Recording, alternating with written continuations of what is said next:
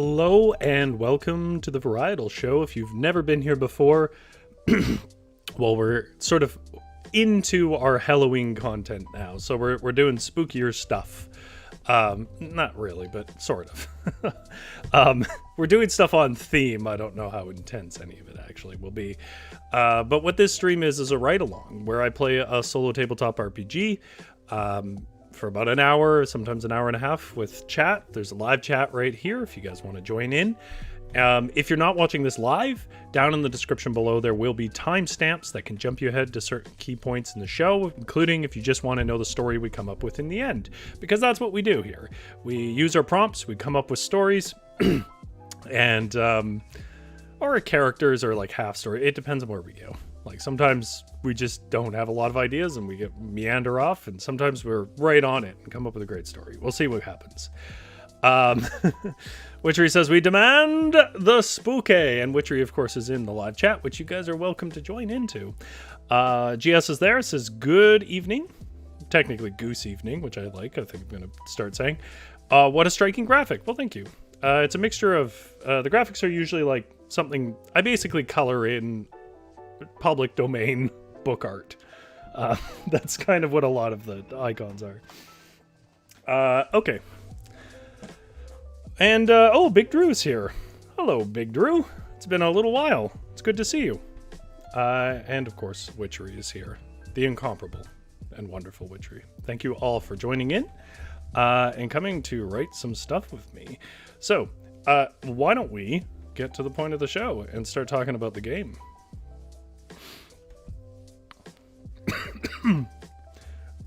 Big Drew says 12-foot tall Home Depot skeleton and werewolf on a rampage. I have a cat skeleton back here. I don't remember where I got it from, but I've had it for a little while. Okay. Anyways, let's find. I think I'd put this in an easy to find place. This part of the show is called litgames. That stands for literature games, which was sort of my name for, frankly, before I even really knew there was a whole genre of it, when I used to make them up myself. Solo tabletop RPGs, lyric games, expressive games, 10 other names for them.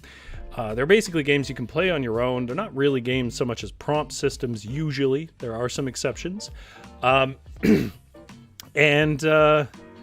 We are going to play one tonight called Sin Eater. And Sin Eater requires some context because it is a real thing. Okay. Now, I'm going to do this description in two parts. I'm going to explain the concept of a Sin Eater and where it sits in history, but I'm also going to give you a reference to a much better video on it than anything I'm going to say. So I'm going to do that first, and then I'm going to briefly explain the rules and the setting of the game. So, if you folks are not watching this live and you don't care about the history of Sin Eaters, or you already know it, and you don't care about the description of the games and you just want to go to the writing, remember there will be a timestamp down below. You live people, though, you have to suffer through it. So, Sin Eaters. When I first found this game about 2 weeks ago, I'd never heard of the concept of a Sin Eater. The game didn't really explain it, and so I just kind of was confused, and I passed on the game. Even though the game seemed fun, I couldn't wrap my head around the concept, and I moved on. And then, just by chance, I was binge watching a series that I highly recommend on YouTube called Tasting History with Max Miller. And Tasting History with Max Miller, I happened to find an old video of him talking about something called soul cakes, which supposedly have their roots in the trick-or-treat of Halloween. Now, in that video, which is the video I'm going to recommend you go and watch if you want to know all the details, he is much better with history than I am. This isn't a history channel. But he explained that quite literally in history, there was a belief that if you put a bread or a cookie or something on the chest of a recently dead person who had some sins they hadn't atoned for, that bread would absorb the sin, and then you would kind of hire a poor person to eat it, and that's a sin eater, and they would, by proxy therefore, take on the sin of the person who died. Now the thing is that the metaphysics of this are insane. Even if you are a Christian, nothing about that makes sense to me. But what I will also say is it was unclear, at least from Max Miller's summary and the little bit of research I did on my own, whether you could then atone for those sins, because it seems like you can't. It seems like you just take them on your soul and you're damned. The last person to do this, according to Max Miller, was a fellow whose entire family died in a week. And he, this is at the turn of the century, like our century. It was like 1905. And he was so distraught at the idea that his family had unatoned sins that he spent the rest of his life basically sin eating for other people in his town and local areas.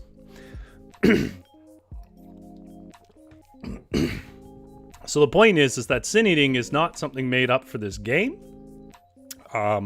Sin eating is a historical concept that existed in mostly, northwestern Europe kind of areas for a while. Who eat bread or whatever that was on the dead that apparently contains their sins and damns their own soul.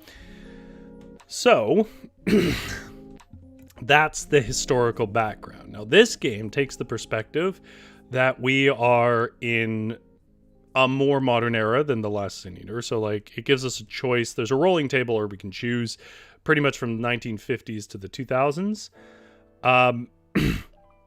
And basically what it is we're traveling around on the road.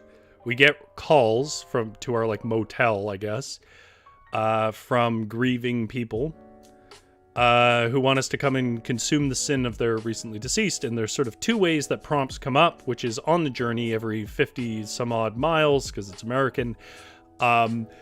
You do a little roll and have a complication and try and resolve it. And like any other game that we've played before, when we do those rolls, we get the results and then we write a little entry about it. So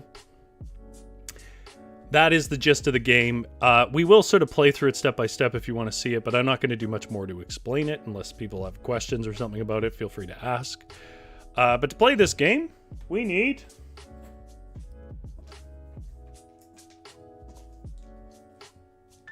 four. Is there some way I can hold all four? Yes. 4d6 dice.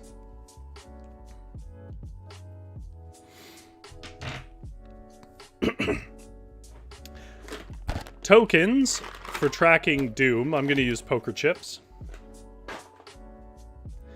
You're supposed to have a map of the southeastern US, and I do like the concept. I just didn't particularly want to complicate this stream any more than it probably was already going to. A journal, which we're going to use our Google Docs for.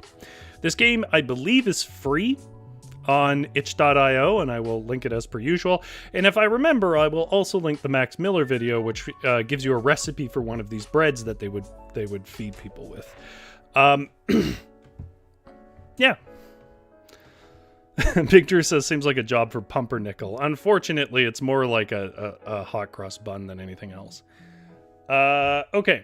But I do have to do one thing. I just realized I did not plug my camera in, and I'm not convinced it's going to last the whole time. So everybody keep each other busy for like 60 seconds.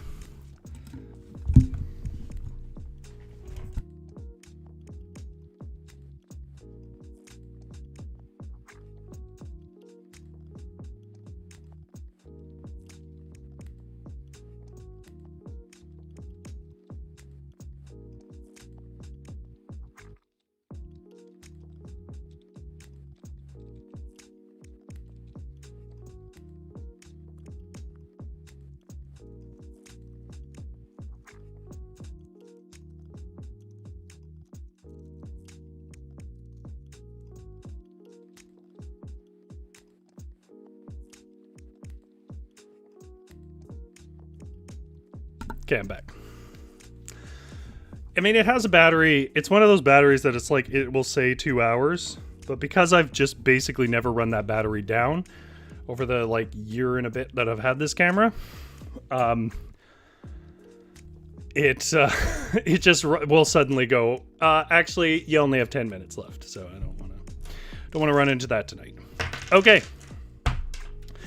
So our first choice, chat. And I know you folks are busy and you're talking about the different types of bread it could be. The first choice, chat, here is what time period. Now, I have my own preferences, but I do want to see it, and we can roll a d6. So I'm going to give you the 6 options. We can just pick one. If there's a clear winner, I'll go for it. If there's not, I'll roll the d6 and we'll go with whatever. So the time period choices is the 1950s, 1960s, 1970s, 1980s, 1990s, and 2000s. Big Drew says, right next week, we may need to explore the idea of cursed bread for the show. Yeah, I see. You guys have, like, it's so unpredictable what chat will have ideas about. I'll be like, what should this character be like? And you'll be like, I don't know. I've never seen a character before. And then I'll be like, I don't know. What color shoelaces should they have? And then it's like 26 ideas. It's just, that's not a slight against you guys. It's just the weirdness about how the brain works. Okay, so make your vote. 1950s, 1960s, 1970s, 1980s, 1990s, or 2000s. If there's no clear winner, I will roll a d6, and we'll just do it that way. I'm going to give you guys a second while I drink coffee. Probably too late at night, but it was a sleepy day. And of course, if you drink too much coffee in the day or too late, you always have the option, and this is Rory's medical advice, to just not sleep for a really long time and then feel bad. Health advice with Rory.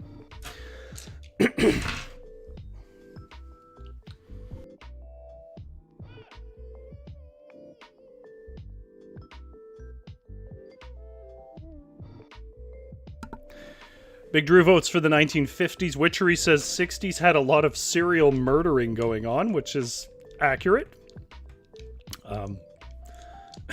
Undeniably. Big Drew says colors are easier to choose than personality traits, Roarman. You and I have different brains. I can't pick colors for things when I'm designing stuff. I have to, like, look up colors. But I am full of them. Ideas for personalities. There's 2 votes for the 60s out of what looks to be a 3-person chat, so that is a majority for the 60s. So for what it's worth, Big Drew, I would have gone with the 50s had no one responded. So you and I are on the same page, but I like both. I like 50s and 60s. I think once we start getting into the 70s, I wouldn't really know what to do. Because I feel like there's a chance for atmosphere in the 50s and 60s. Once you start getting to the 70s and 80s, there's no atmosphere. Everything is as loud as possible. I call this playthrough Cinnamon Buns. Cinnamon Buns. And I expect everyone to applaud me in the chat about that, or I must ban you all. No, I'm not going to ban you. Okay, so 1960s... It forces us to be in America in the South East, and I'll show you why. Well, not exactly why. I'll show you why we can't change that. Big Drew says 70s equals disco. Yeah, and like rock and stuff, and I don't know. There's not a lot of atmosphere. GS has fallen for my trap and clapped for me. So the location, which we actually don't need to pick right now, you roll it when you get the call from the family, but the only locations we can pick from are Louisiana, Georgia, Alabama, Florida, Mississippi, and Tennessee. And here's the important thing. I live on the west coast of Canada. I've only ever been down the west coast of America. Only the west coast. I think the furthest east I went in America was Nevada. So I don't know any of these places other than their reputation in film. So we all can... oh, Big Drew gave me many claps. Oh, good. The power I have.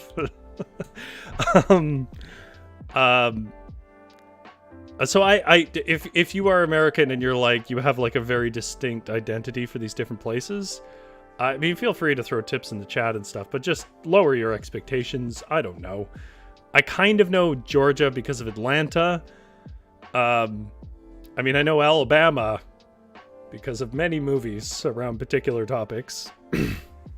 But I don't really know much about Mississippi other than it's got swamps and stuff. Okay. It does tell you to pick a city in the state to start. I don't know cities in the state. Big Drew says the states you're referring to is known as the South. That much I do know. Although it always surprises me that Florida is a part of that. Florida just feels like the odd one out here. And then the rest of these come up during play. So, although Haunted, I don't really use these for these games, but Haunted is where we roll and figure out what haunts us as a person, as a character. But I'm not really going to get into that just yet because I prefer our writing of the story to determine the character's identity because that usually works better.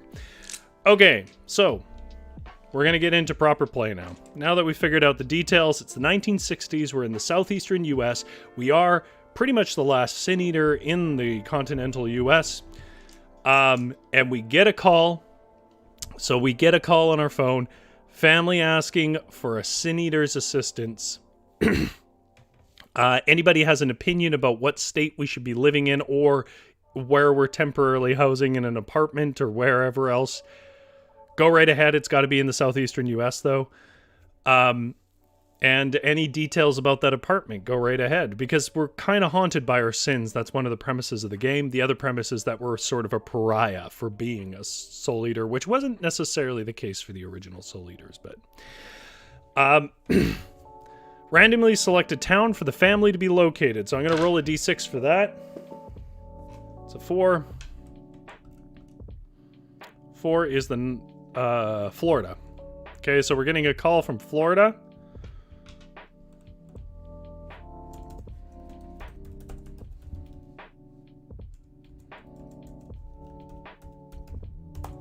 Florida, I'm going to say 1961. If you want to give like a last name for this family or anything, you go right ahead. How did they contact you? Who are they? And where are you going? So we'll open with that phone call, basically. New Orleans would be great, okay? Again, everyone just be prepared for how uninformed I am about the culture of these places, other than it's like French mixed with a bunch of other things. I know that Voodoo had a lot of presence there. I know that swamps. I know things that like Disney movies have shown me of New Orleans. Let's all just lower our expectations about my worldliness. Lots of sins to eat in the Big Easy, Big Drew says. Oh, I see. Yeah, okay. Let's say we live there and we get a call for Florida, because as I understand, it's not that far from New Orleans to Florida. Florida, 19s. Let's call it the Florida case. 1961. Whoops. Witchery says Cajun. Yeah, that's about the sum total of what I know. I know a lot about the food, but that's because I'm a food nerd.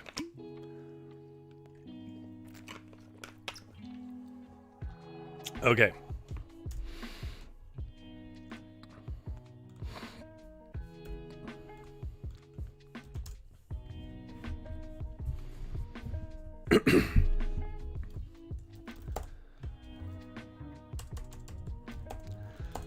I guess we'll go sort of, I mean, unless somebody has an opinion otherwise, this feels very noir. I feel like it should be a little noir in tone, sort of first person, lyrical, grunting about liquor. I was counting pennies, hoping to cover another bottle from the liquor store downstairs.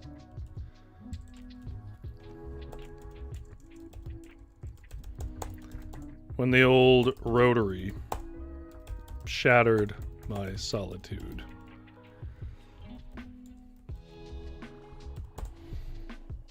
And when I say noir, I guess I mean more like neo-noir, not so much classic, hardcore, made-up gang slang noir. Features of this apartment. Throw them out if you have descriptive features of the apartment. I'll try and add them in.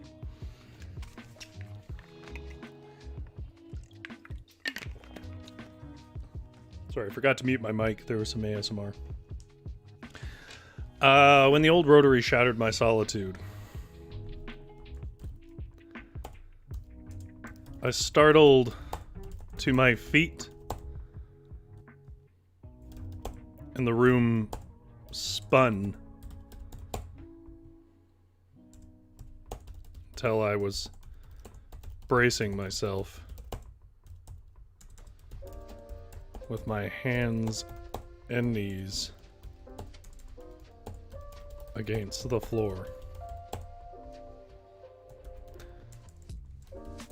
Maybe I didn't need another bottle.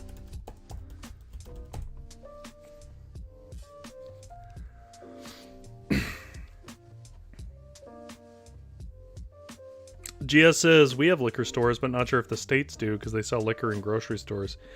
Yeah, I actually have no idea. Witchery says there's a town called Niceville a little further east. Is there really? Oh, Pensacola is the closest Florida city to NOLA. I can't believe there's a place called Niceville. That feels like you're just sarcastically, like I wouldn't trust that.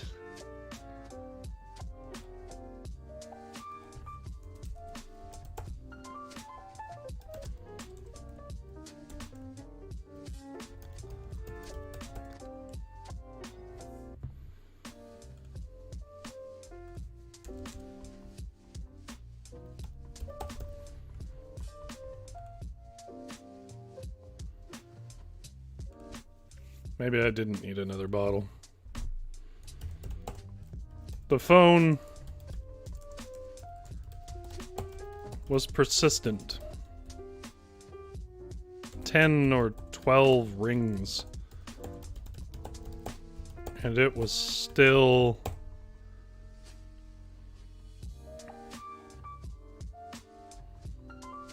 rattling. Yeah, I mean, if there is a place called Niceville, Florida, like 100% that's where we're going.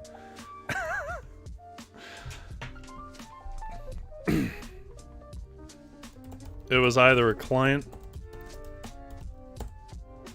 or a collector.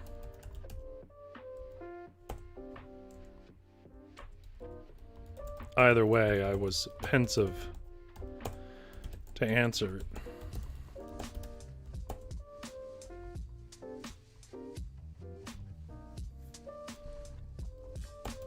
I stumbled to my feet, took one more glance at my last pocket of pennies strewn out on the water-warped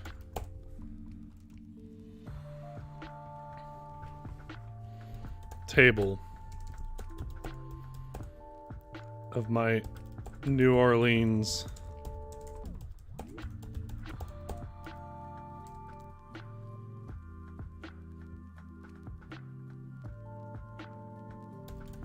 hotel room.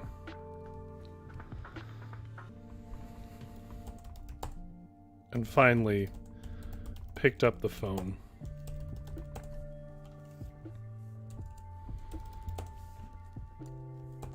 There was a sniff and silence.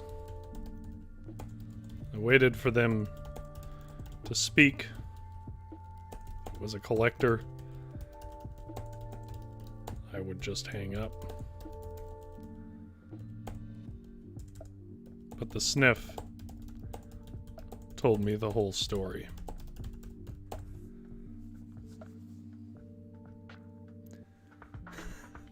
Witchery says it's near Eglin Air Force Base on Boggy Bayou that opens into Choctawhatchee Bay.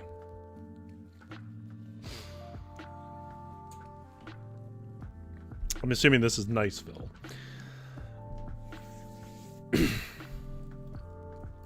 With a sputter, the worn, tired voice of an elder woman asked if this was the Sin Eater.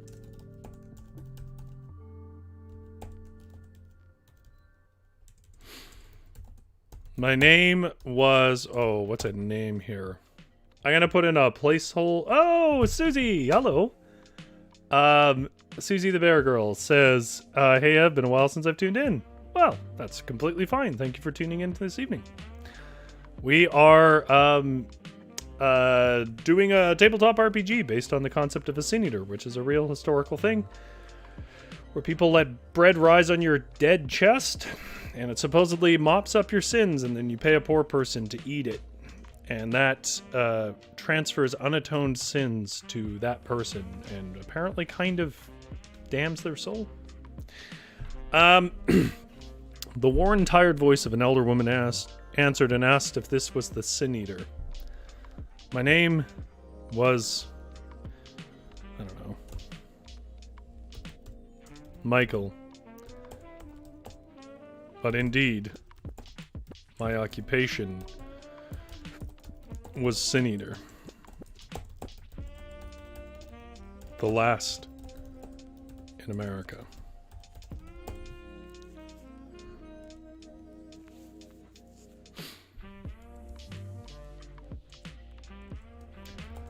I let her bubble out the sad story of her son, a good soul that did bad things, by her account.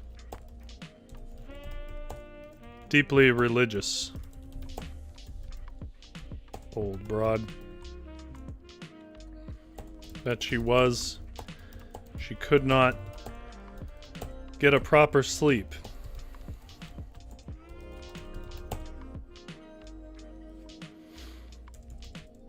Knowing how long...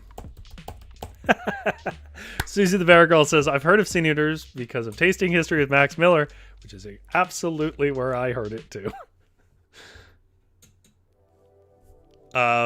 She could not get a proper sleep knowing how long it had been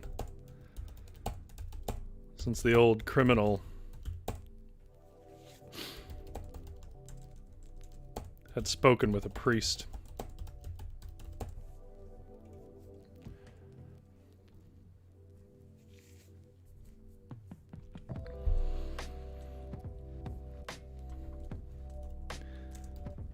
It was a typical line.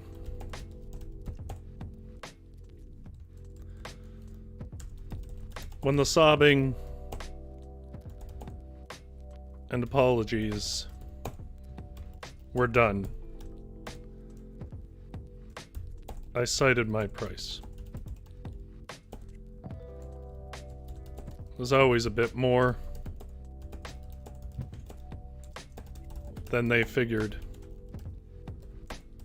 So I dropped my usual line.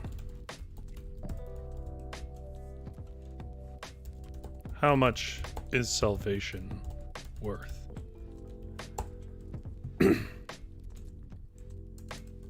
Hadn't failed me yet.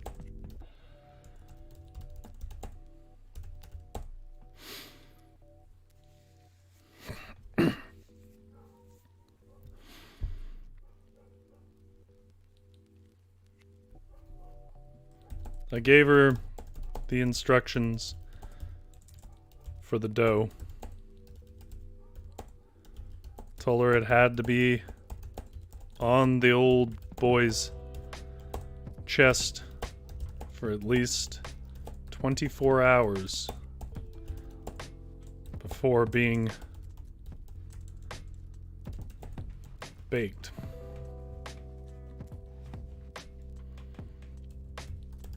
And that the biscuit Had to be fresh. That last part wasn't actually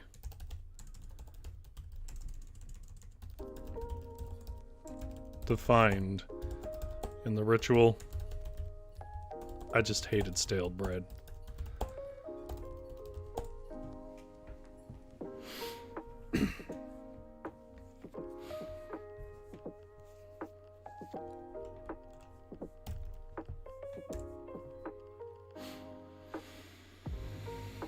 I just hated stale bread.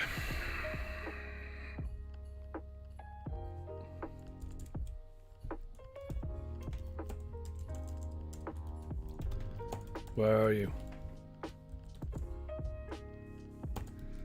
I asked. Niceville, Florida. Right near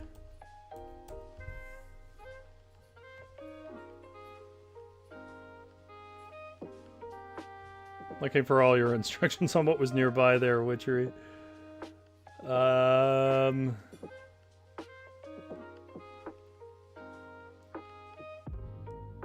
Right near Eglin Air Force Base.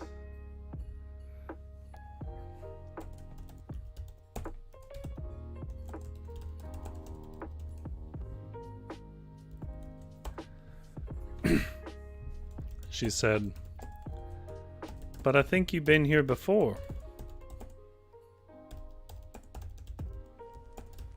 That's how I got your number.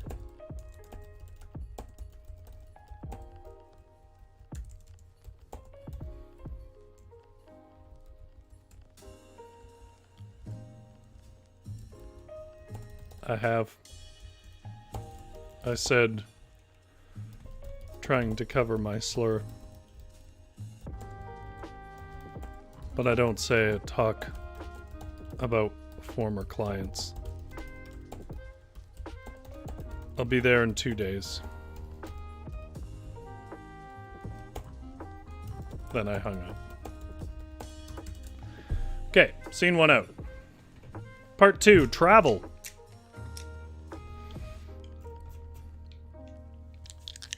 Did I miss any recommendations or anything?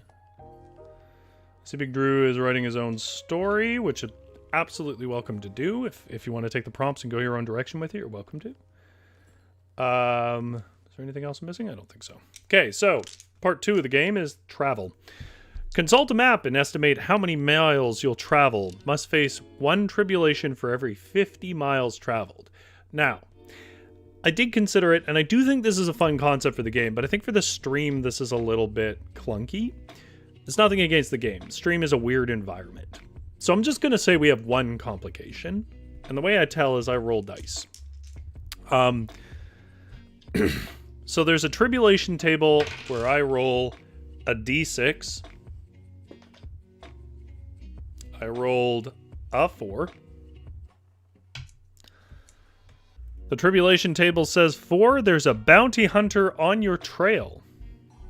Susie, the bear girl, says, oh yeah, is this game free? I believe so, yes. I certainly didn't pay for it, and I didn't go through anything nefarious. I got it on itch.io. It's called Sin Eater. I do believe it's free. I will have a link in a pinned comment once the video is not live, but otherwise you can probably find it pretty easily. It is 1 page, so it's not hard to find. Bounty hunter on your trail. I'm not sure why we have a bounty hunter on our trail. Think about that, chat. So, trials and tribulation. Face each tribulation in turn by making a trial roll, which we just did. Oh no, wait. I forgot. This is not how this works. I forgot. I did try this earlier, and I was like, you're going to forget this, Rory. As a sin eater, you will face numerous trials during your travels. The trials are rated 2 to 6, where 2 is a minor trial and 6 is a major trial. To face the trial, you roll 3d6 or 2d6 if you're disadvantaged, which we're not. Check the highest die roll. You pass the trial if the result is at least equal to or higher than the trial rating. Okay, so you do roll the trial. Okay, so the trial rating we had was Bounty Hunter on our trail. Out of the 3d6 dice I rolled, the 5 was the highest. 5 is higher than 4, in case you didn't know, which means whatever this Bounty Hunter thing is, we will get past it. Sorry if that's confusing. I confused myself for a minute. Okay.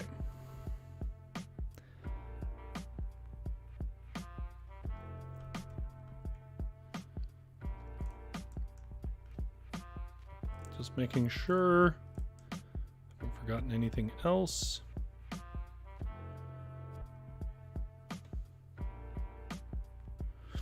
Okay.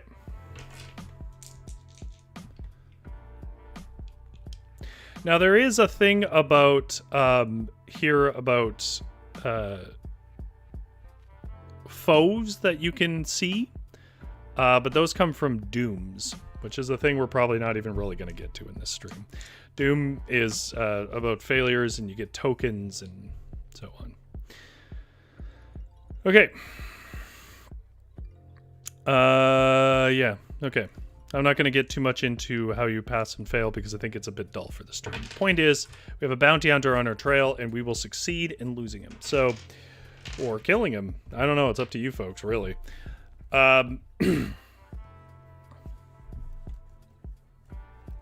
Day 2.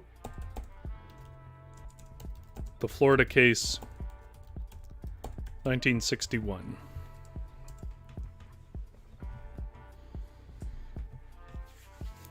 Oh God, I used to drive an old car, an old Crown Vic from 1982 or something like that.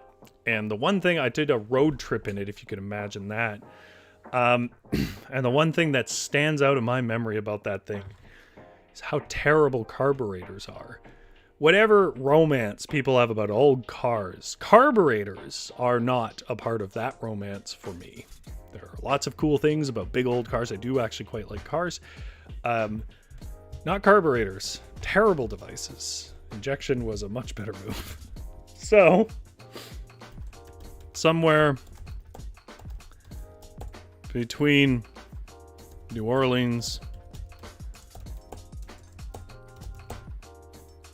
and Niceville. Somewhere between New Orleans and Niceville, the old Ford decided the thick swamp air just wasn't good enough.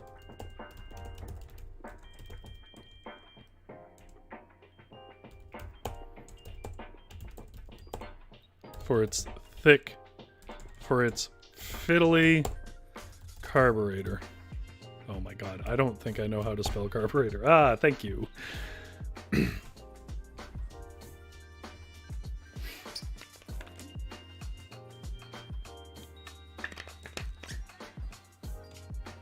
Carburetors are where you take something that's really precise and exact and leave it to depend on a series of springs and tiny screws on an engine that vibrates all the time and heats and cools, so changes the size of its metals and so on. Good enough for its fiddly carburetor, and with a foul smell of thick with gasoline. Susie says, Ford, found on road dead. Yeah,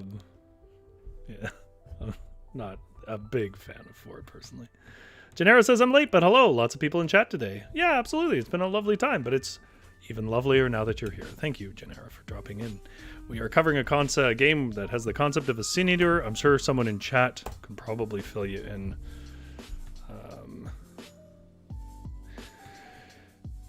With a foul smell, thick with the fumes of unburnt gasoline.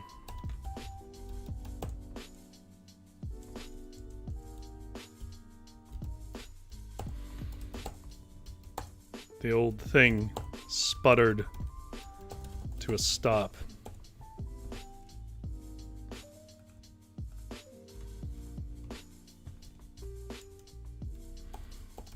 I was on the shoulder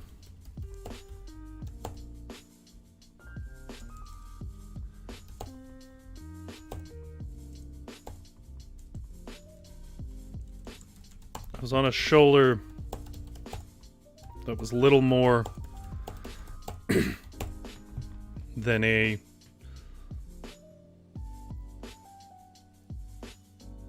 swamp shore. It's probably, that doesn't sound right. I don't know. Is there a better word for this? Trying to fix it.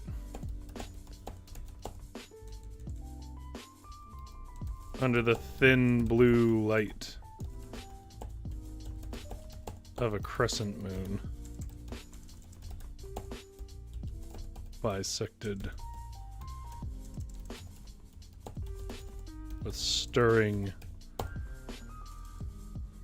with an endlessly stirring canopy of vines.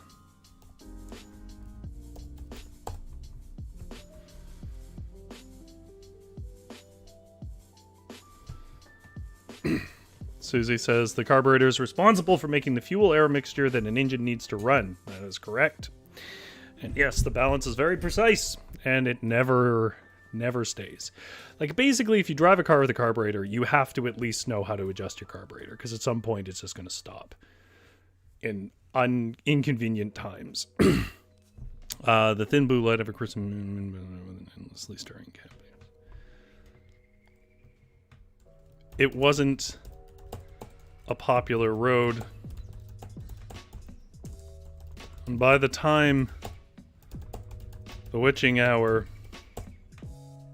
set in,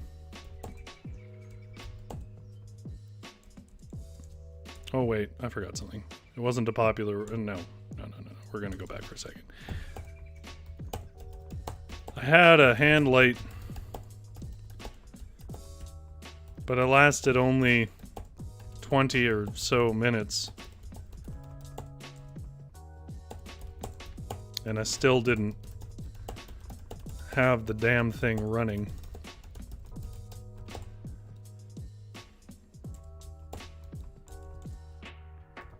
So I just tucked in on the back seat.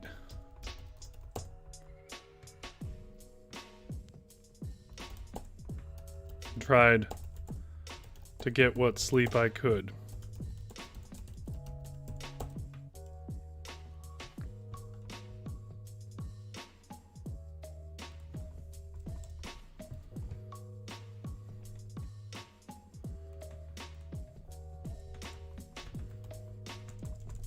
It wasn't a popular road.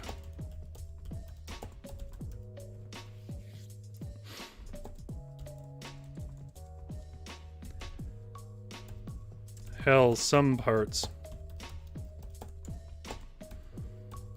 were washed over by the swamps.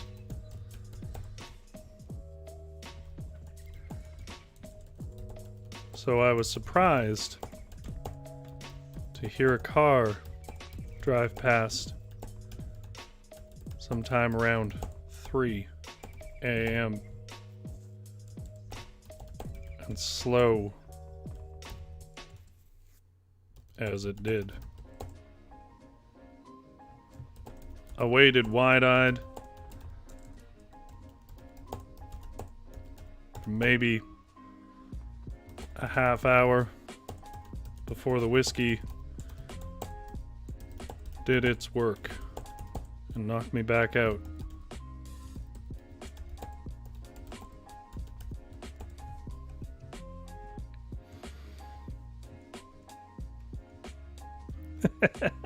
GS says Dead Ford needs an extra large pizza to absorb its sins.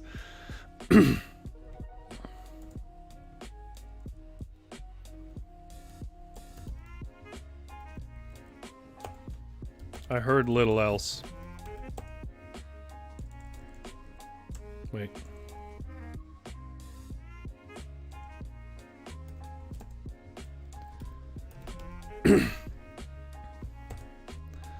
Sometime later,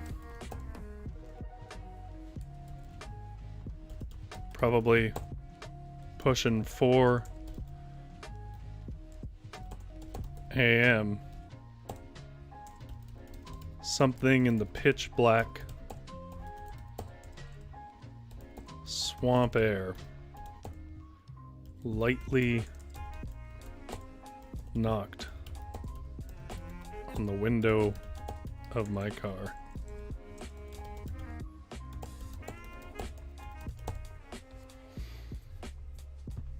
Big Drew says, my brain stalled out there, because Big Drew's writing his own story. I got nothing to finish my story with. Big Drew, welcome to being a writer. Yes, the first act, you feel so much hope. By the third, you're like, what was I doing?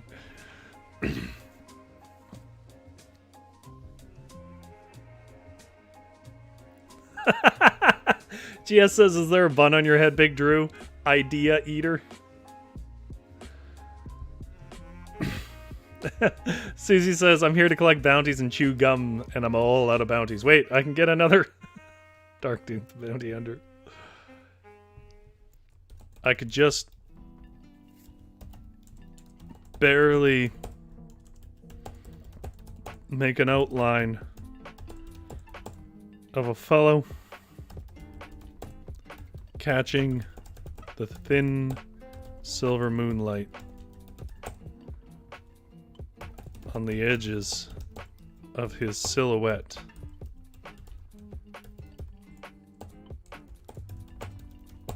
He had a shotgun leaning on his shoulder.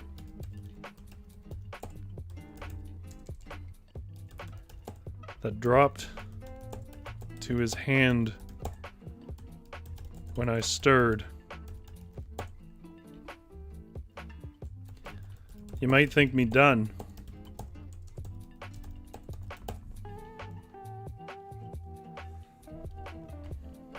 But when you're in my line of work, in the states I work, you always carry 1, 2, 3 shots I got off before the startled man stumbled out of sight.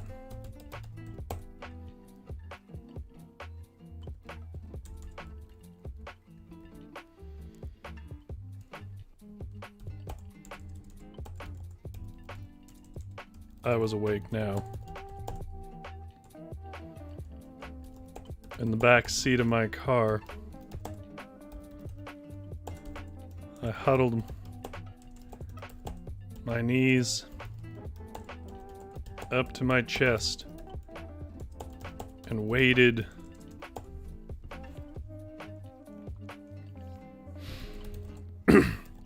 with my revolver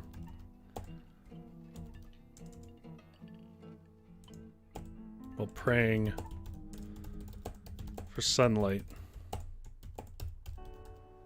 I heard him moan and gargle for about an hour before things got quiet again.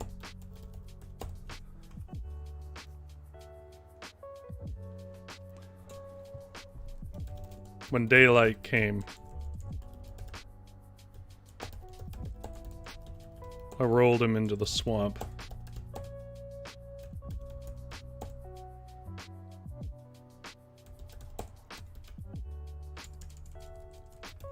then did the same with his car.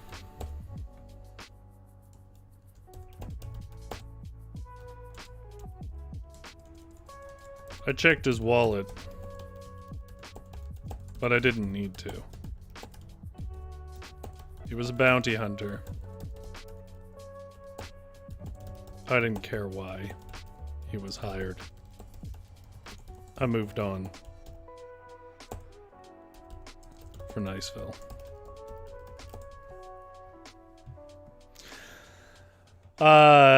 GS says this needs to be a series like Route 66. He travels and eats different sins every week. This week's could be Sloth.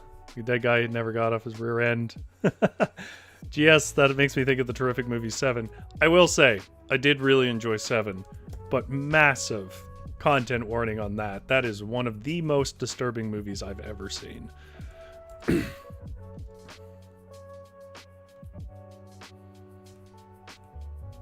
Okay. Day 3. 1961. We'll actually do some sin eating, but we're probably going to go a little long. Okay, so that was our trial and tribulation. The fourth part is to consume sin. Once arrived, meet the family and negotiate a price for your services, but we're going to kind of deal with this stuff together. 5, roll for sins. There's a rather large chart for sins. I'm going to explain how it works because it's a concept from tabletop RPGs that isn't always immediately intuitive to people.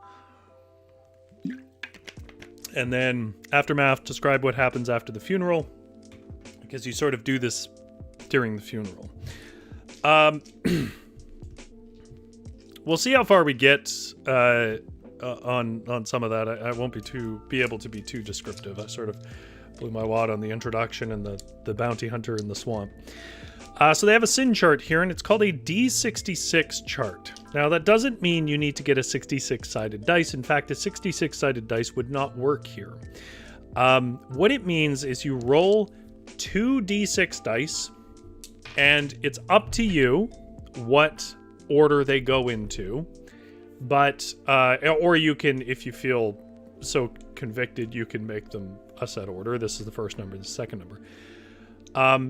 So that means the lowest you can roll on a D66 chart is an 11. 2 ones. Then you could roll a 12, 1 and a 2. And that also means that there's some numbers you simply can't roll.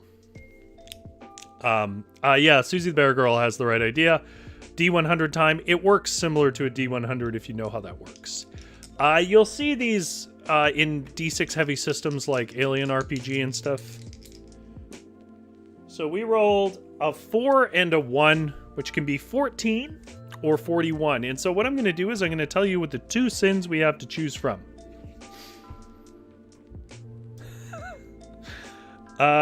So 41 is neglect is their sin, and 14 is envy was their sin.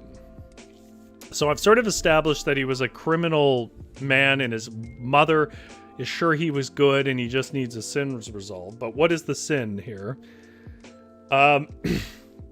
Witchery says, I have an irrational hatred of D66 tables. Those are the kind of strong opinions I expect from my crowd. Because if you're the kind of person who wants to play tabletop RPGs every night of the week and watch streams about it, then you're probably the person who has strong opinions about things like rolling tables. Because I do. I'm not sharing any of them here because I know how that goes. But if you're only using D6, they make sense. Yeah, that's true.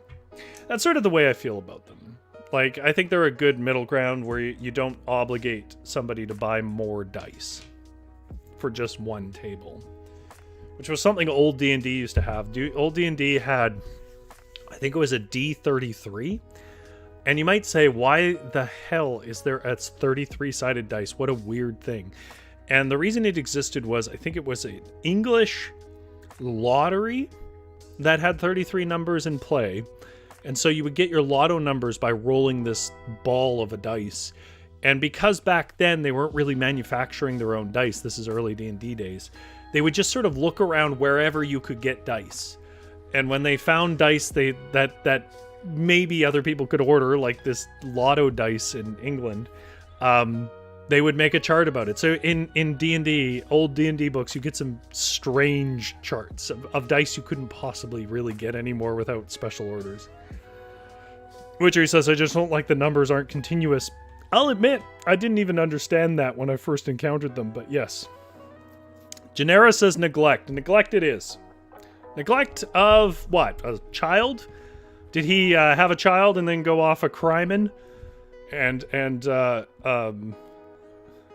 don't want to deal with child death, but in some way not do so well. Maybe it's an animal. That's even worse. His mother?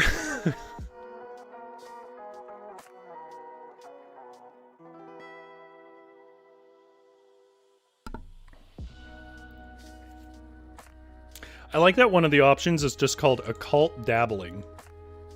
I like that idea as a verb. We're going out doing some occult dabbling. You gonna come along? It's not that funny, but I've made myself laugh. Well, you know what your father says. If you're gonna do some dabbling, it better not be occult dabbling.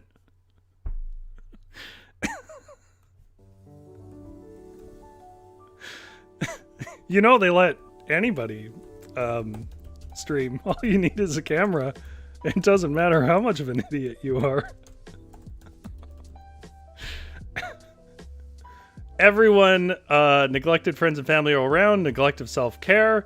He neglected his lovely mother. These are all great ideas, and this is why this stream is amazing. So you guys can make me look good by having better ideas than I would have. Yeah, let's do all of those, honestly. Neglect of auto maintenance. He died because he didn't take care of his damn carburetor. No.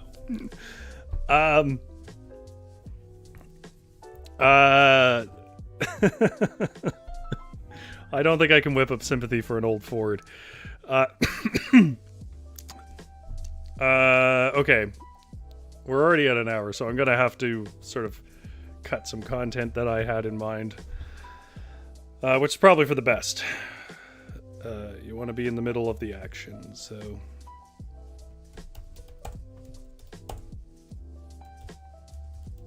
the porch was softwood. Wait, was hardwood turned soft by swamp bugs and swamp air.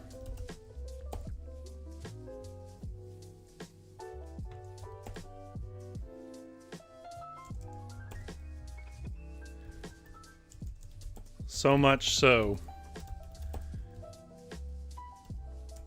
that it's sagged like pulp due for a paper press. I don't know that that actually works, but I'm moving on. Gia says we could go on all night with our neglect ideas. Susie the Bear Girl says, I like how accessible things like D66 tables are from a material standpoint. Yeah, as much as I do like a lot of variety of dice, I think if a person just wants to try something, especially on a venue like itch.io, trying to structure it around D6 is probably a good way to like get people into it, because eventually you have, you know, just tons of dice, but you know, you got to start small.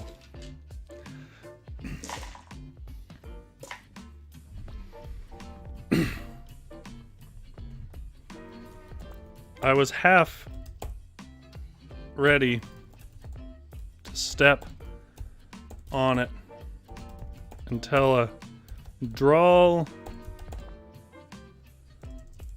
familiar drawl shouted from the window,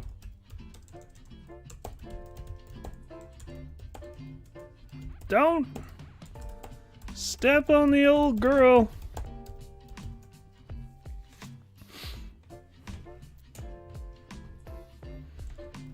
Sir, she is not a safe.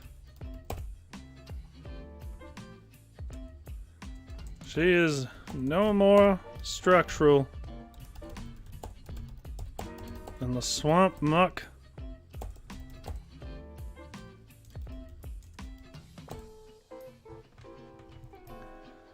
She is rotten in.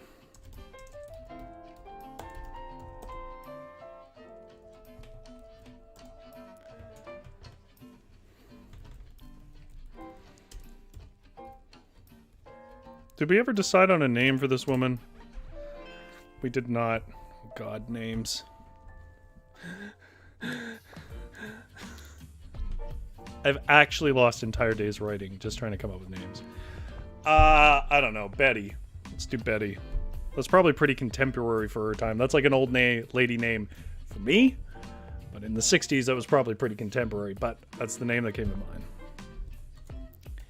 You are Betty, I presume. The one who called for my... I paused and nodded in her direction. It was common that the families did not want their neighbors to know they had resorted to a sin eater. Oh, that's true. Witchery says, I mean, Betty White was definitely older than the 60s. But would she be an elderly woman at that point? Big Drew says, Belvadula. Betty White is awesome. Maybe she would have been, yeah. Betty White was quite old. She was like nearly 100 when she died, right? Or maybe she was. So, yeah, okay. You have reassured me, Witchery, and I appreciate it. We're sticking with Betty. Betty's a great name. It was common that the families did not want their neighbors to know they had resorted to a sin eater.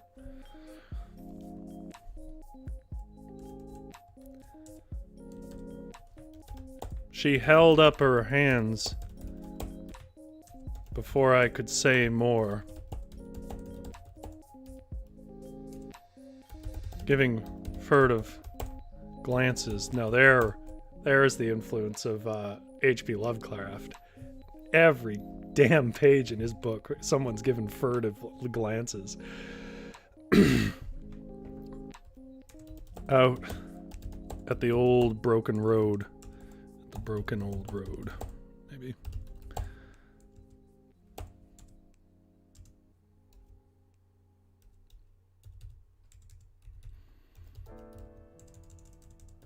Then gesturing to me to come round the back.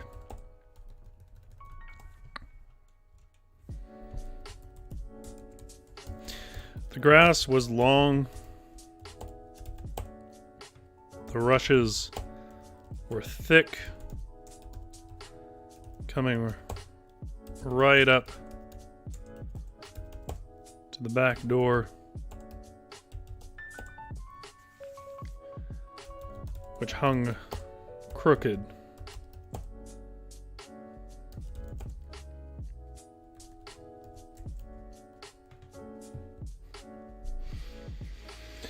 Yes, is that where the phrase furtive glances came from? Because yes, it's everywhere. I imagine a lot of, if you're reading especially like horror fiction in modern era, I suspect they're getting it from Lovecraft, but it's not as if Lovecraft is the only one who used it. Witchery says, Betty is a very old name, though. It's not like calling the character Khaleesi.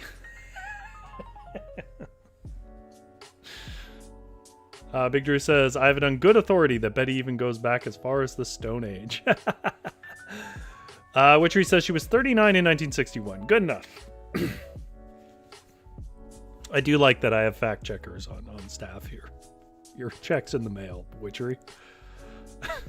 It's a percentage of what I earn doing the stream. Which is to say you owe me money. I'm kidding. Okay, which hung crooked from its splintering frame. An unkempt woman, probably 60 or 70,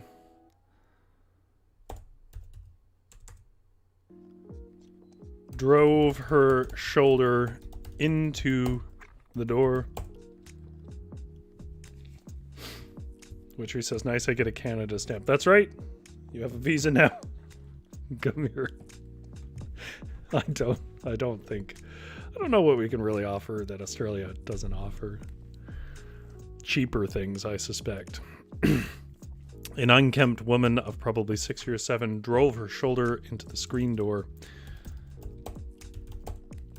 with surprising force and dislodged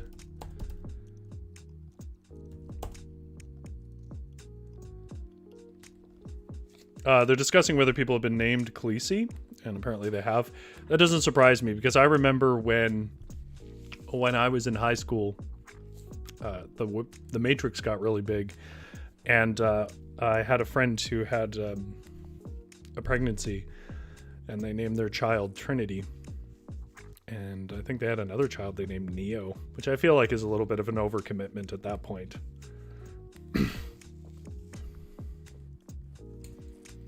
Oh, I see. Like postage stamps. The sum of my percent, yeah.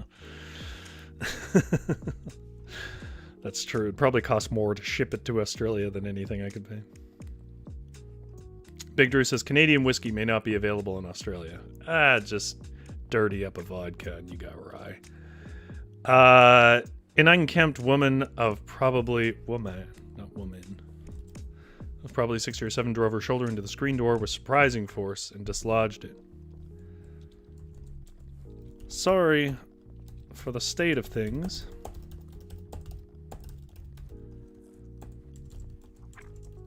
Unfortunately,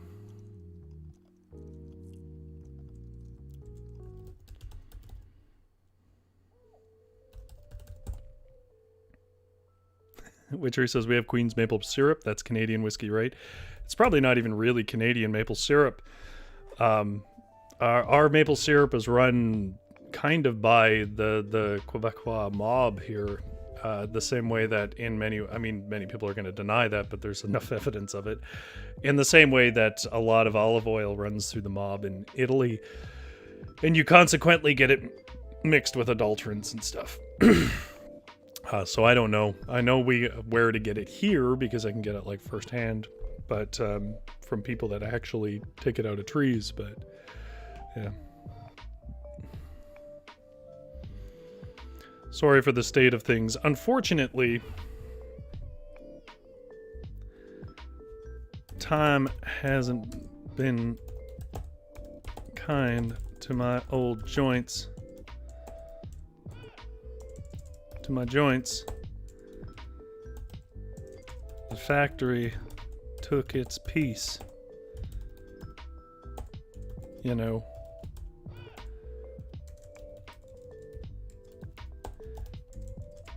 And I haven't had much money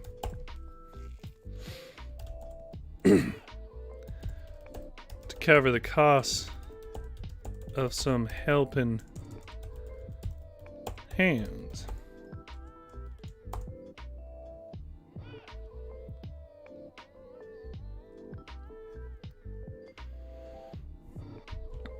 Oh, Witchery says it is, lol. What I mean is, it might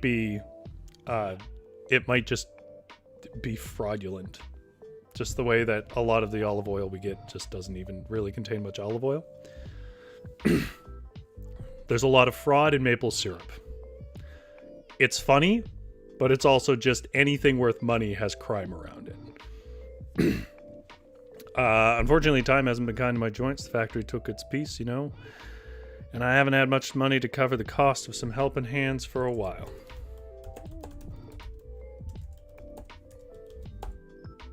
She said.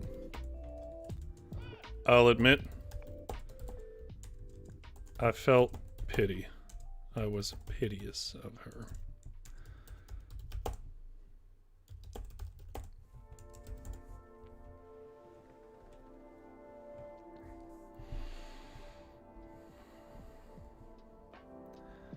I knew better than to ask, but I did anyways. Did your son never send you money?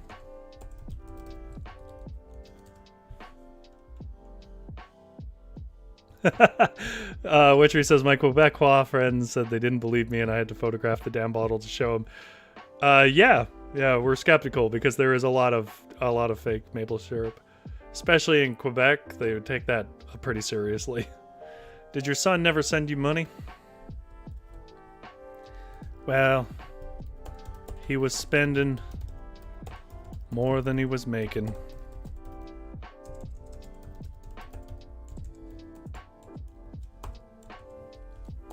She said.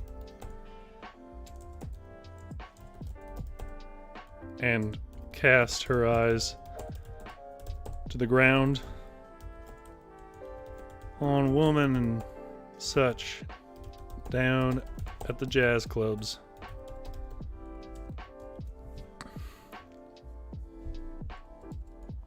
Now that one needs to be woman. What about helping hands then?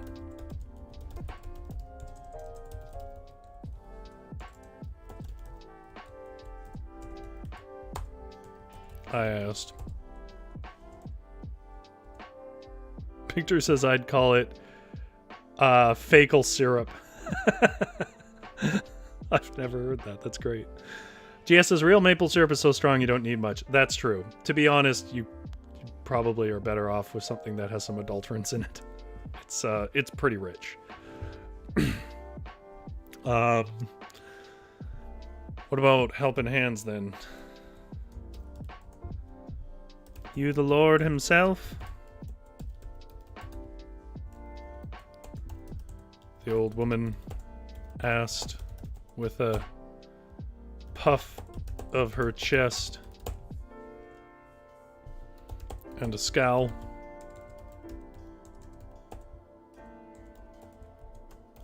Come to test my boy?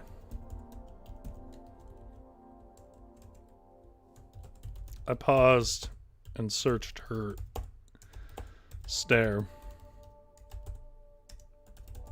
then nodded and said, nope, none of my business. When is the wake?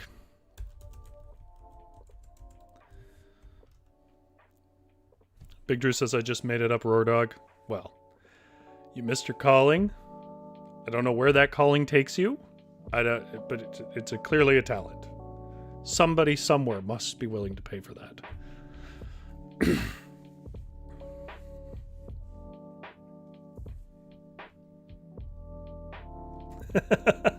Witchery says the real controversy of the stream is not our tabletop RPG opinions, but the quality of the tree blood on sale at a store near you. True. That's right. Gotta remember what the stream is about. You're looking at it.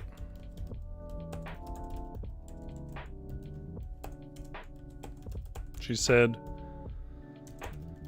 gesturing towards her kitchen,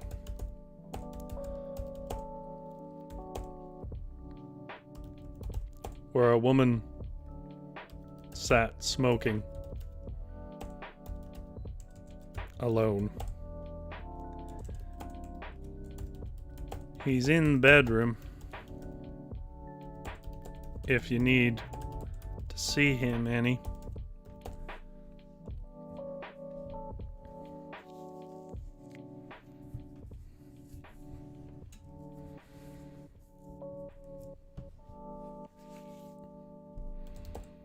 And a set bun in the oven. Not an hour past. Should be up soon.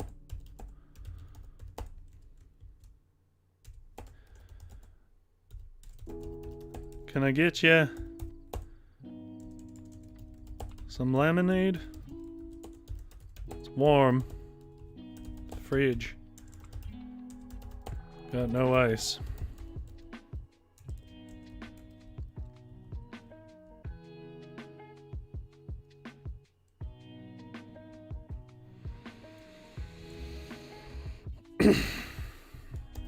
No.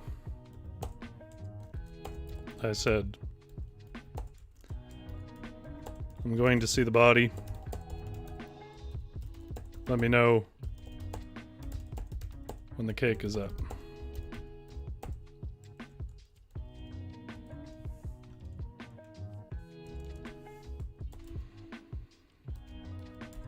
I walked over the creaking, uneven floor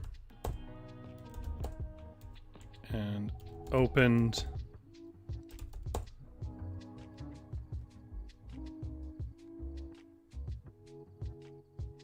the door to his room, which was roughly patched over some hole in it. Had a roughly patched, which had a roughly patched hole in it at about shoulder height.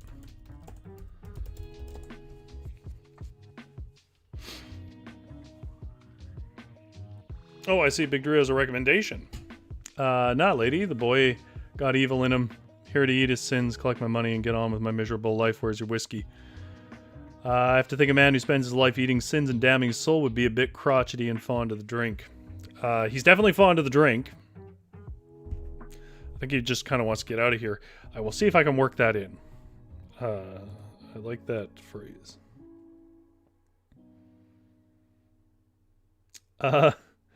Witchery says, quietly search his itch for the title that keeps popping up at the bottom. Oh, that was last week's show. It's called Unhallowed. The Forest Invites You to Stay was just I always give things my own title, but Unhallowed was the stream last week. Which is about your sister runs off into a forest that she knows not to go into and you chase her. And it came out kind of creepy and dark. I liked it, but I will say it wasn't so much haha spooky. It was dark. Witchery says, ooh, I missed that one. Well, there you go.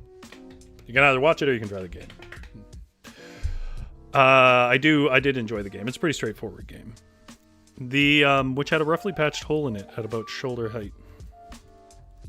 On the bed, the boy wasn't all that different.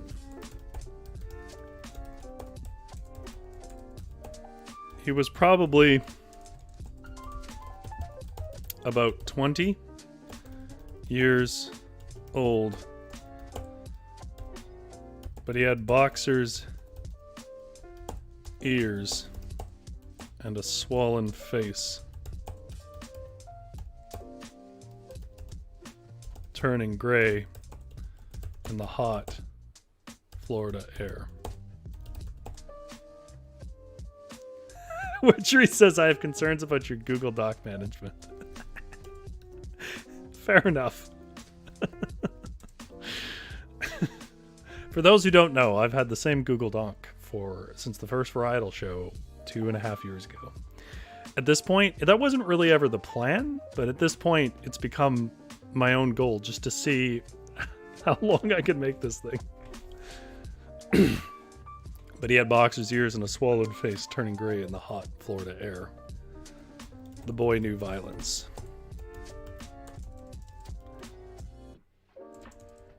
Still, that wasn't what caught my eye. That wasn't the comparison. It caught my eye. Like the door, he had a hole in his chest, set between his two Meaty shoulders. I've never heard someone describe it as meaty shoulders, and I don't think it's a good way to do it, but I feel compelled to do so.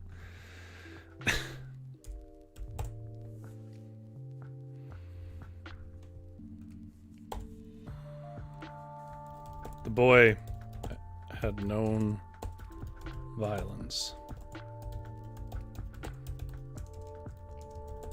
That was clear.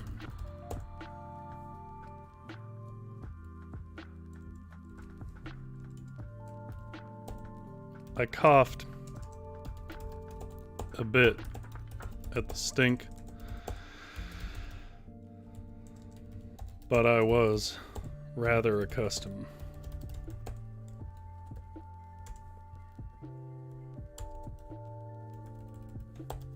to the smells of death.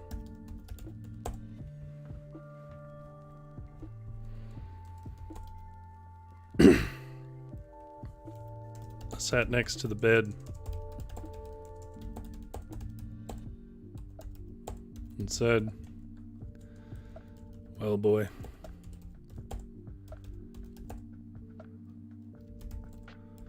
what did you do?"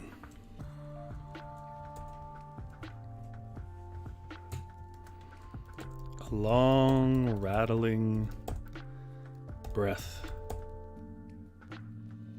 rolled through his throat and fluttered at the ragged edges of his wound to hiss, "What business is it of yours how the dead lived?"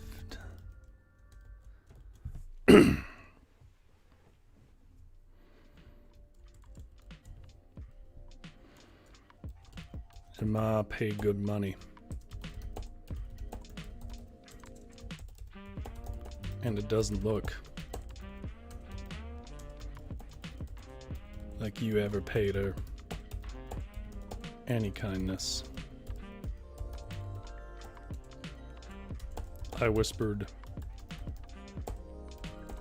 so those in the kitchen wouldn't hear. Going long, guys. I have an idea now, and it's a good one. We're going long.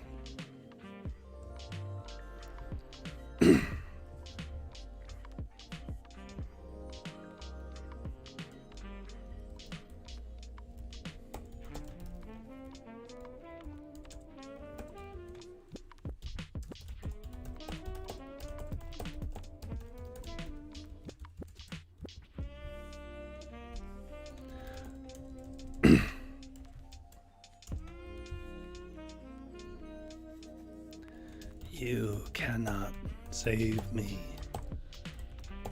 from the horrors I see now.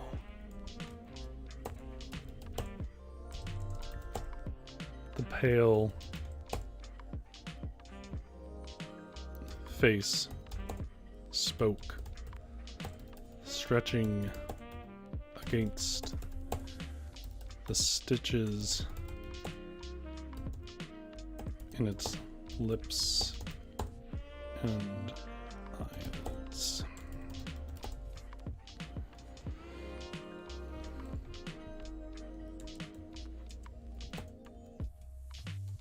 Heaven abandons me.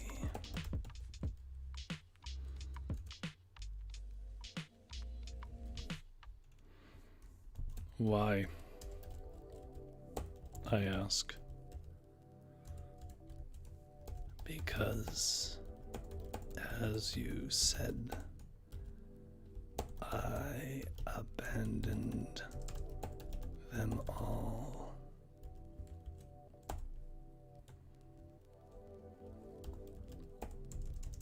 The corpse rattled with something approaching a laugh.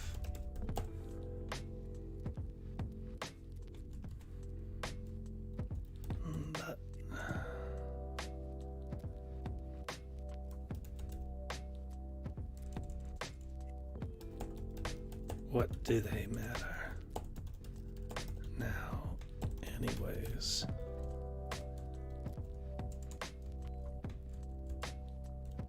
I nodded at this. I got what I needed.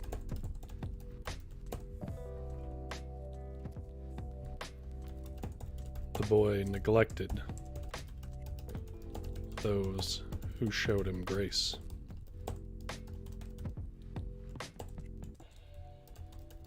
That was the sin.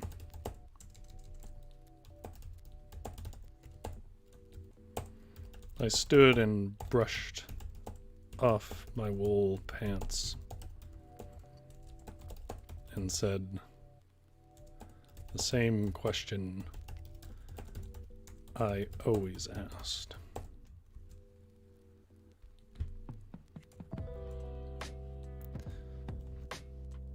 What would you give for your salvation?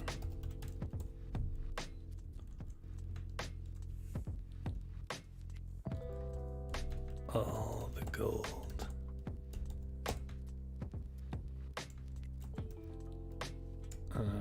Sorry, all the money I have buried in the swamp. The corpse hissed. I'll tell you if you can save me.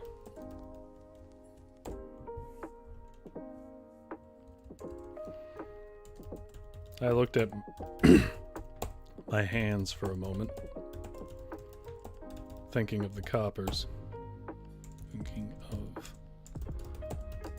the pennies strewn on my apartment table, the bill collectors, that rung my phone, and I nodded. Okay. Tell me. She has a soul cake.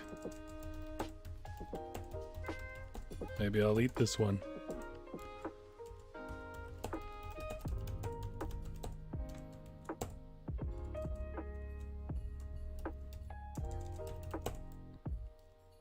The stitched and prepped body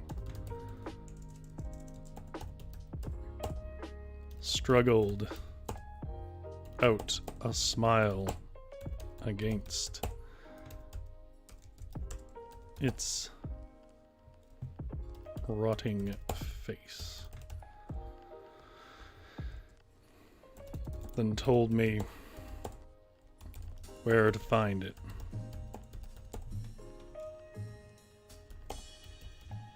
I stepped towards the door and out back to the kitchen up the hall.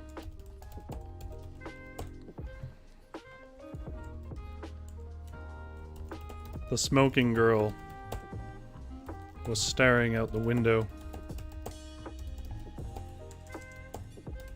then turned towards me.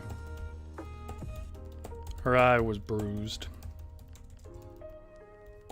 but not so recently.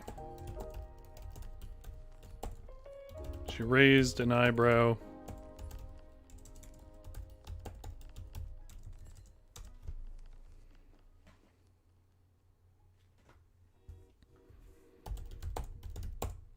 and began to speak. Then closed her mouth, shook her head.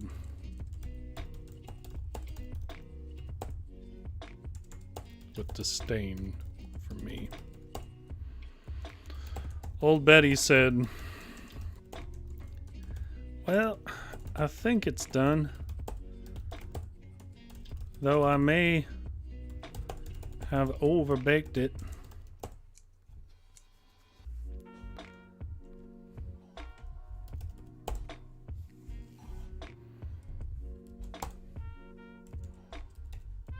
Does that spoil any of the sins?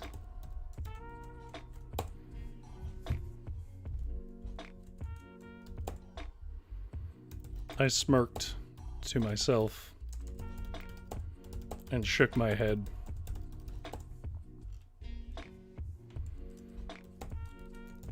Not at all, Betty.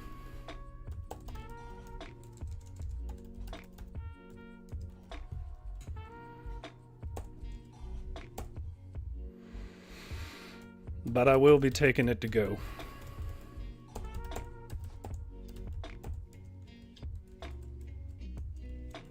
Oh, okay. I don't mind if you stay.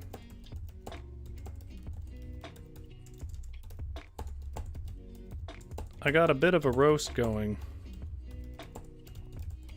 And it looks like none other are showing for the wake.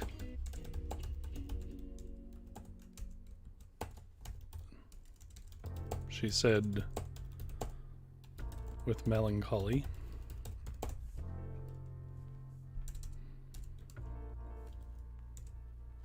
It's all right. Sounds good. But I got a job south, and as you know, bodies don't keep well.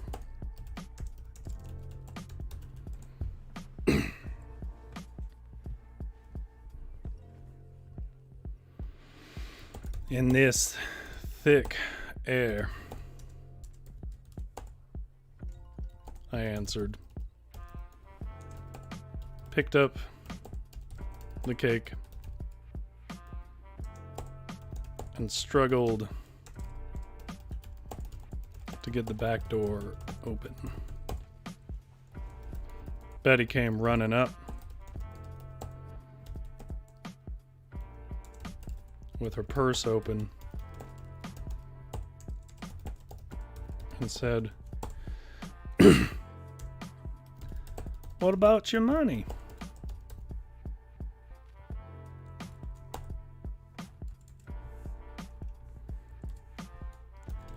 You know what? I got lucky in a hand of cards last night, and I guess I'm feeling generous.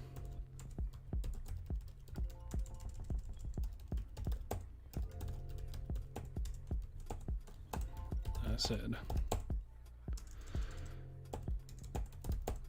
and slugged my shoulder into the broken door. I realize this is probably not compelling for chat. I'm trying to be quick.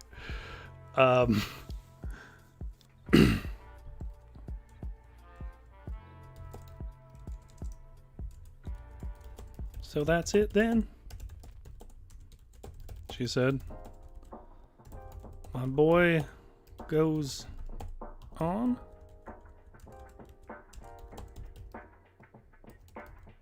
I nodded after a moment.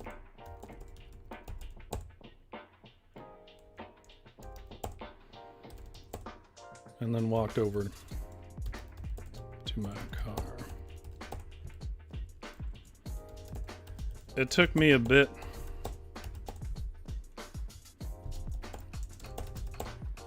to find the buried cash. Instructions were like something from a kid's novel about pirates. 10 paces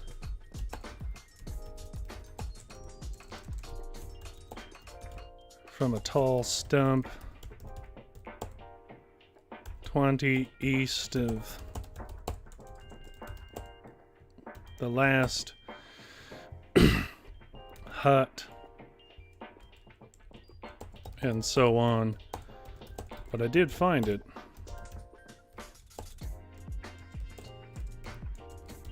It was well buried in the muck.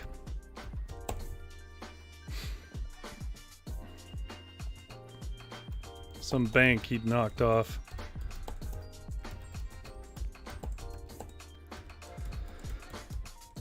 in Louisiana.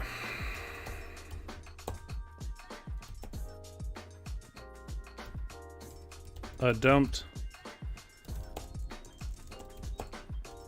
cash from the suitcase into my trunk. Then threw his damn soul cake in the hole and buried it. I lit a cigarette.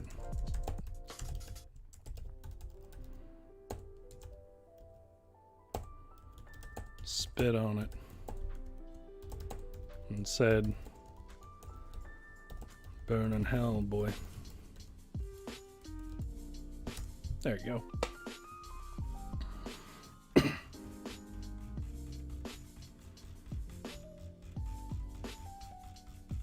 Oh my god, this is long. Alright, I need some water. Then we'll read it back, and then we'll take a look at Drew's story, and then that will probably be the longest one we've ever done.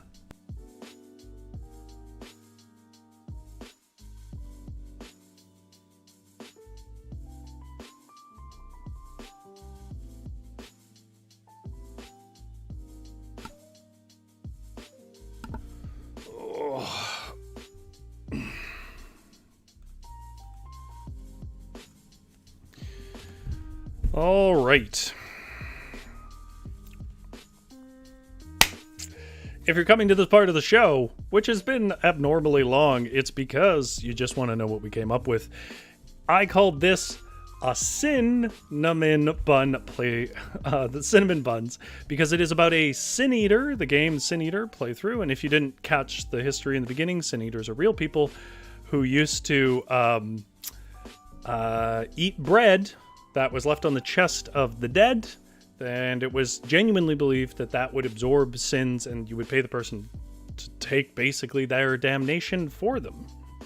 I won't go over all the details of the game, but the game gives you some parameters and you pick within those parameters, and so we wound up being in 1960s America in the Southeast, better known to the world as the South. And it opens up. I'm going to change the music a bit. It opens up in an apartment in New Orleans.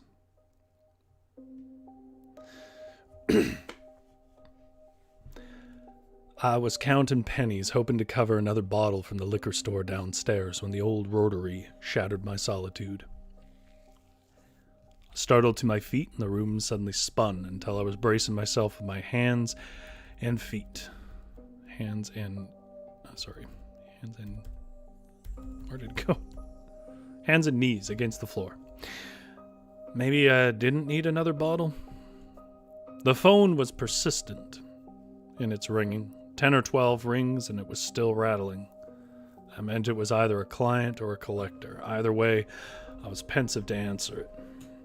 I stumbled to my feet, took one more glance at my last pocket of pennies, strewn out on the water-warp table of the New Orleans hotel room, and finally picked up the phone. There was a sniff and then silence on the other end. I waited for them to speak. If it was a collector, I would just hang up, but the sniff told me the whole story anyways. With a sputter, the worn, tired voice of an elder woman asked if this was the Sin Eater. My name was Michael, of course, but indeed my occupation was a Sin Eater, the last in America. I let her bubble out the sad story of her son, a good soul that did bad things by her account. Deeply religious old broad that she was, she could not get proper sleep, knowing how long it had been since the old criminal had spoken with a priest. It was a typical line that I heard in my line of work. When the sobbing and apologies were done, I cited my price.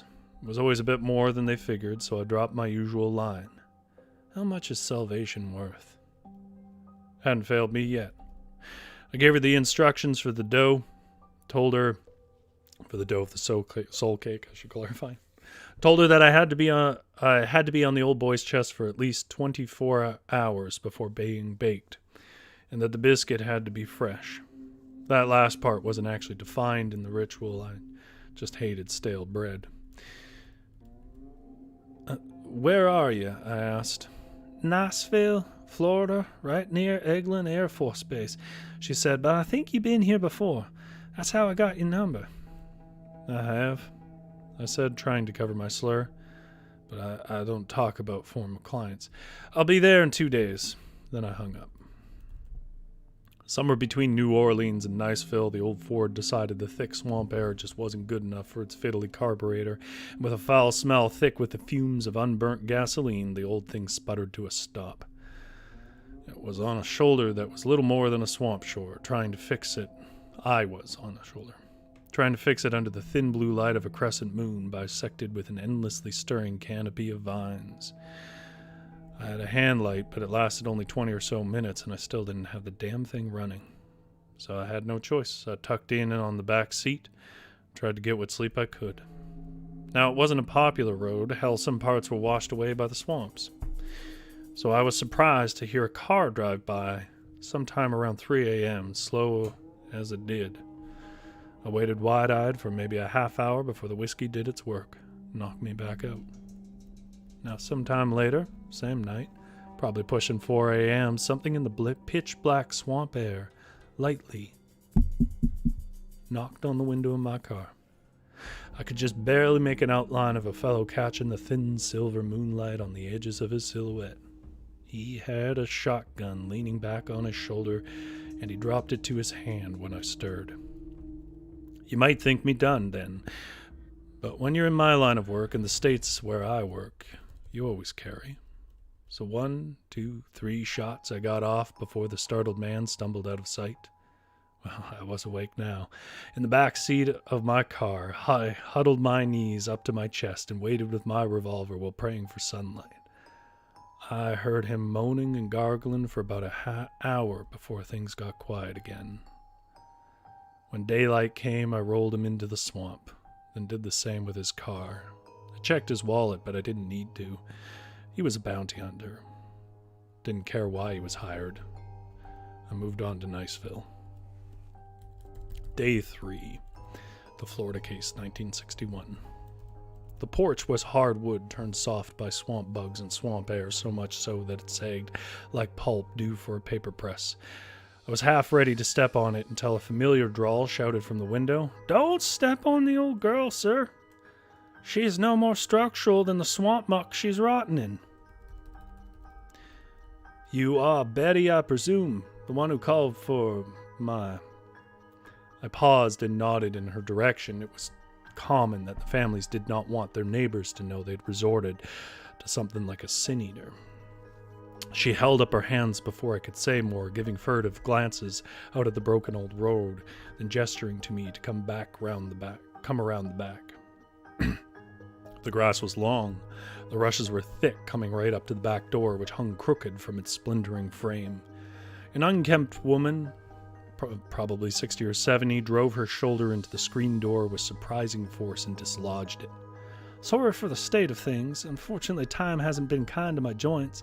Factory took its piece, you know, and I haven't had much money to cover for the costs of some helping hands for a while," she said. I'll admit, I was piteous of her. I knew better than to ask, but I did anyways. "Did your son never send you money?"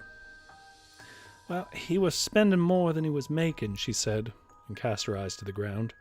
"On woman and such down at the jazz clubs." "What about helping hands, then?" I asked. "You the Lord himself?" the old woman asked with a puff of her chest and a scowl. "Come to test my boy?" I paused and searched her stare, then nodded and said, "Nope, none of my business. When is the wake?" "You're looking at it," she said, gesturing towards her kitchen where a woman sat smoking alone.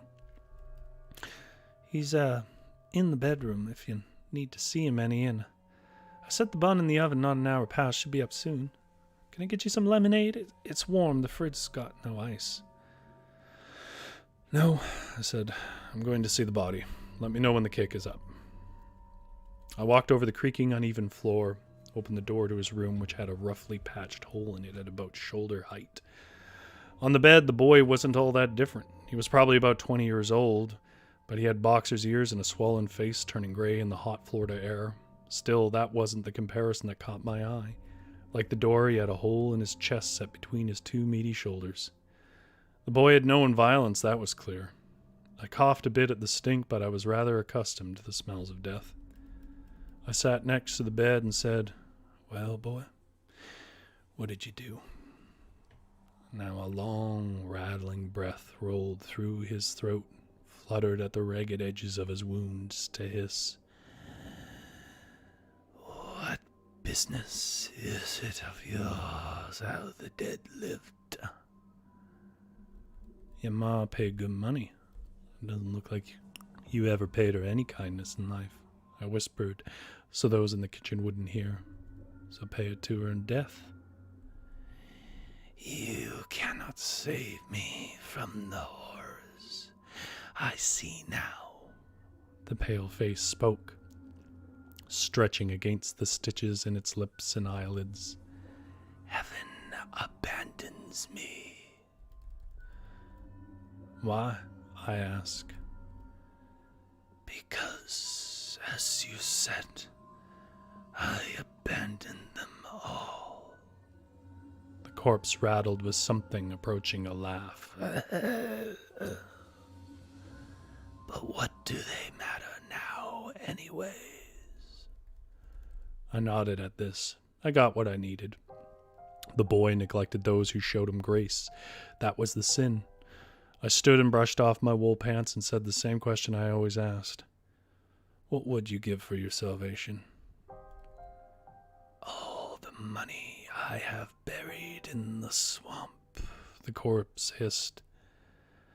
"I'll tell you if you can save me." I looked at my hands for a moment, thinking of the pennies strewn on my apartment table, the bill collectors that rung my phone, and I nodded. "Okay, tell me then. She has soul cake. Maybe I'll eat this one." The stitched and prepped body struggled out a smile against its rotting face, then told me where to find it. I left and stepped towards the door, out back to the kitchen up the hall. The smoking girl was staring out the window and turned towards me. I noticed now her eye was bruised, but not very recently. She raised an eyebrow and began to speak, then closed her mouth and shook her head with disdain for me.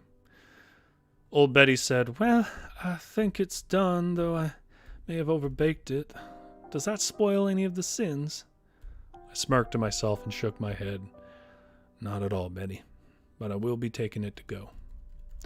"Oh, okay, I don't mind if you stay. I got a bit of a roast going. It looks like none others are showing for the wake," she said with melancholy.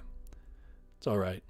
Sounds good, but I got a job south, and as you know, bodies don't keep well in this thick air." I picked up the cake and struggled to get the back door open. Betty came running up with her purse open and said, "What about your money?" "You know what?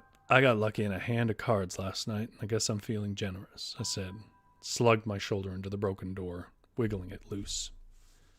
"So that's it then," she said. "My boy goes on?" I nodded after a moment and then walked over to my car. It took me a bit to find the buried cache. His instructions were like something from a kid's novel about pirates, 10 paces from a small, tall stump, 20 east from the last hut, and so on, but I did find it. It was well buried in the muck. Some bank he'd knocked off in Louisiana still had the bands. I dumped the cash from the suitcase into my trunk, then threw his damn soul cake in the hole and buried it with glee.